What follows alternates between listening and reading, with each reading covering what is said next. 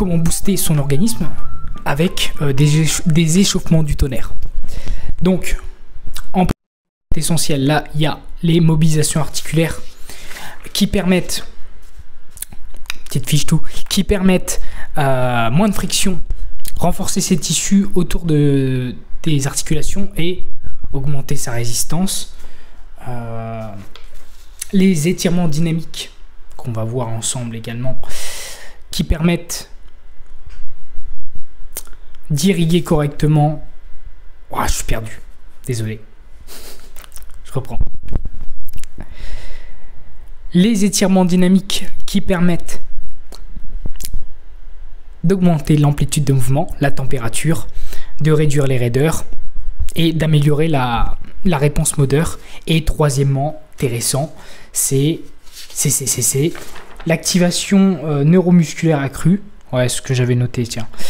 En gros, ça stimule la connexion cerveau-muscle, donc ça sollicite plus de fibres musculaires, donc meilleure contraction égale soulever plus lourd. Donc quand tu t'échauffes, ça augmente l'activation entre tes neurones et tes muscles. Voilà. Et le dernier concept, c'était la mobilité. Bon, je crois pas que je vais en parler dans cette vidéo, mais la mobilité, c'est simplement de la souplesse active. Donc il y a la souplesse passive, comme on voit souvent. Et c'est quand on parle de souplesse, quand on l'imagine, on se dit c'est la souplesse passive. Enfin, on se dit c'est ça, mais c'est la souplesse passive. Et d'ailleurs, vaut mieux en faire, non pas avant l'entraînement, non pas après l'entraînement, mais même bien après, se prévoir des petites séances. Pourquoi pas avant d'aller se coucher. Ça fait du bien, les étirements passifs. Mais pour ce qui est d'avant l'entraînement et après l'entraînement, enfin surtout avant l'entraînement, pendant l'échauffement, ce qu'on peut faire après les mobilisations articulaires, les étirements dynamiques, on peut faire des étirements actifs. Et là, on parle de mobilité. On en reparle après.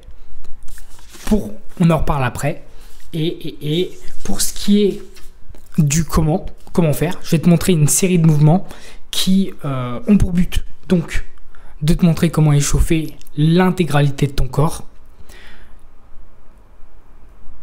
pour, à chaque articulation qu'on va faire, donc on va partir de la tête jusqu'au pied, tu fais 10 répétitions par mouvement, ok.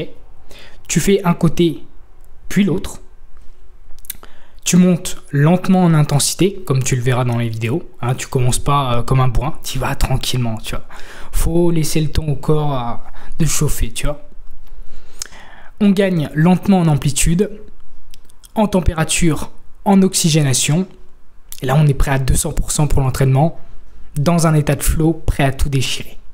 Sur ce, je te laisse et je te montre la vidéo, les mouvements. Échauffe-toi bien et go faire une bonne séance.